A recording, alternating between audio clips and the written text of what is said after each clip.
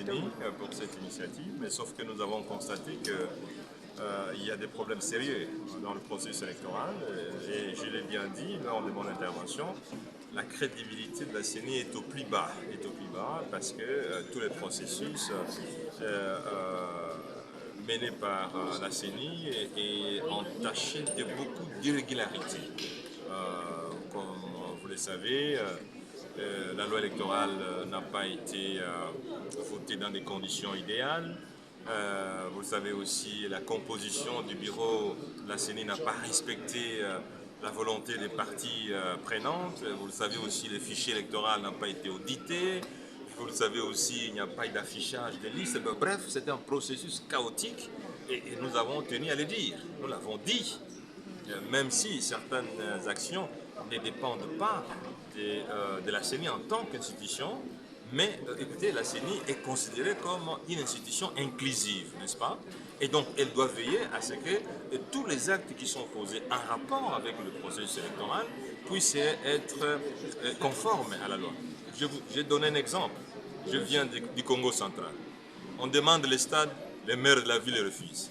On demande la salle pour faire le meeting, les maires de la ville refusent. On va dans les églises, les maires poursuivent même les églises et disent, mais finalement, j'ai dit, mais on va faire cette campagne comment? J'ai donné un autre exemple. Congo Airways est tombé en faillite. Il ne reste plus qu'une seule compagnie. Mais en un mois, vous allez parcourir combien de villes? Parce que si vous réservez une place à CA, il vous faut 2 semaines pour avoir une place. Mais alors, qu'est-ce qu'on va faire? C'est vrai, ça n'enlève pas la CENI. Mais toutes les routes qui étaient ouvertes en 2018 ne le sont plus aujourd'hui. Les trains ne circulent plus. Mais on va faire la campagne à partir de sa maison. Merci. C'est un processus chaotique. Les candidats présidents de la République, quel est votre point de vue par rapport à cette organisation? Tout d'abord, merci de nous avoir donné la parole. Je m'appelle Efra Kazadi, je suis mandat de Rex Kazadi. Je parle au nom de mon frère parce qu'il n'a pas pu venir aujourd'hui, il s'est excusé, il était encore dans l'avion. Alors, le sentiment qui en ressort, c'est beaucoup de frustration. À chaud, et j'en ai fait part au président de la CENI, toutes les remarques, toutes les observations que nous avons mises en avant ont été bottées en touche, comme s'il n'y avait pas de problème, comme si tout allait bien. Et ça, ça présage un mauvais processus. Lui-même a reconnu par ses propres termes, il a dit mon produit n'est pas prêt. Mon produit n'est pas prêt. Alors, moi, je suis chef d'entreprise. Et quand mon produit n'est pas prêt, je ne le sors pas sur le marché. Lui a dit mon produit n'est pas prêt, mais on y va quand même. Donc, je ne comprends pas pourquoi, si les choses ne sont pas prêtes, pourquoi cette précipitation? Si les choses ne sont pas faites dans les règles, ça sert à quoi d'aller aux élections pour se fier à un calendrier, respecter un calendrier, mais au final avoir un processus et des résultats qui présagent la contestation? Moi, ça me dépasse, c'est plus fort que moi, je n'arrive pas à comprendre ce processus-là.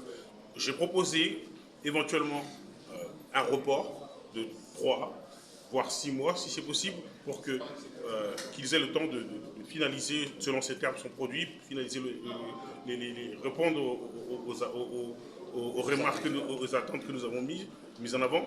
Mais pour l'instant, on ne sait pas ce qu'il en est, donc on va probablement se revoir dans quelques jours pour essayer d'évoluer. Mais on est dans un dialogue de sourds, c'est-à-dire les candidats apportent leurs contestations, leurs problèmes, leurs soucis, et on a une CENI qui fait la sourde oreille. Okay, merci.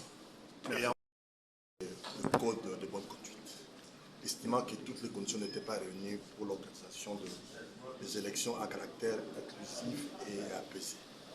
Combien de candidats ont signé cette charte? Personne n'a signé, aucun des candidats n'a signé. Ils ont apporté quand même les amendements? Je dis personne n'a signé, on refusait de signer en l'état actuel des choses. Rien de bon. Ah ben, moi, je ne suis jamais dans la frustration. Je dis simplement qu'il y a des problèmes et quand il y a des problèmes, il faut les traiter. La CENI conduit à ce jour un processus le moins consensuel qu'il soit et qui n'intègre pas les préoccupations et des sujets majeurs relevés par les candidats. On va donc aller aux élections avec des listes définitives qui n'ont pas été encore publiées, avec des données qui sont mises sur le site et qui montrent un certain nombre de contradictions, des dédoublements centres de vote et des bureaux de vote. Beaucoup de nos électeurs vont dans le centre ouvert par la CENI pour faire constater qu'ils ne sont pas sous les listes des électeurs. Et on procède en même temps à l'identification de ces électeurs comme si l'enrôlement continuait. Ça pose problème. Et donc, tout ça nous fait dire que nous allons dans un chaos où on va affronter des problèmes qui ne sont pas résolus à cette. La CENI vous a compris et donnez-nous un peu vos réactions, puisqu'il y a certains candidats qui disent que les choses n'ont pas été, qu'ils ont été frustrés. Et que pensez-vous alors?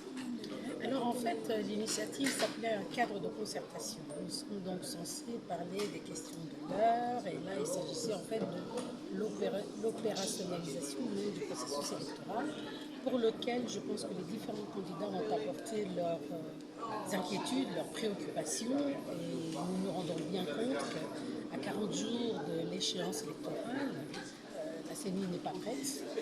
La CENI devrait peut-être revoir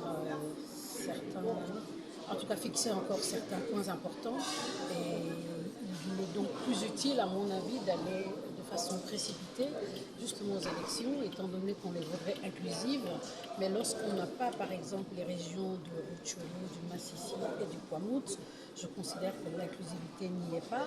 On ne peut pas priver nos compatriotes d'un droit aussi important qui est constitutionnel. Au-delà de ça, je pense qu'il y a eu plusieurs autres écueils et préoccupations pour lesquels la CENI n'a pas apporté de réponse. Donc si je dois dire quelque chose pour terminer, c'est qu'on aimerait bien que ces échanges se poursuivent, mais en tout cas, pour moi, le report des élections devrait être mis sur la table.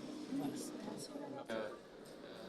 Accepté par la CENI, et également les questions relatives à cette élection qui doit se tenir le 20 décembre avec des irrégularités constatées.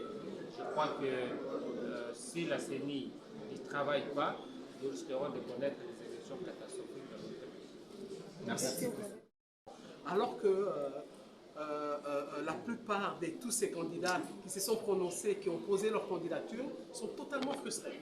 Donc voilà, on est sorti frustrés. Je crois que vous le voyez, tout le monde, personne ne veut même participer au cocktail. Il va falloir qu'il y ait un autre cadre de concertation. Je pense qu'aller aux élections le 20 décembre, oui, nous tous nous voulons les élections, mais on ne peut pas aller aux élections à n'importe quel prix. Voilà, c'est ça le problème. Ou sinon, on recommence encore la même histoire. Il y a 3 cycles électoraux passés, on est au 4e, on est encore dans la même histoire. Il faut qu'à un moment donné, les choses changent. Le peuple est frustré, le peuple a faim. Le but de ces élections-là, parce que le peuple veut un changement. Mais s'il n'y a pas de changement, à quoi servent les élections? Dépenser autant d'argent, 800 millions de dollars sont déjà dépensés, mais pour que dalle, quoi. Alors, le peuple est frustré. Nous sommes frustrés. Voilà, c'est ça ma réponse. Merci, madame.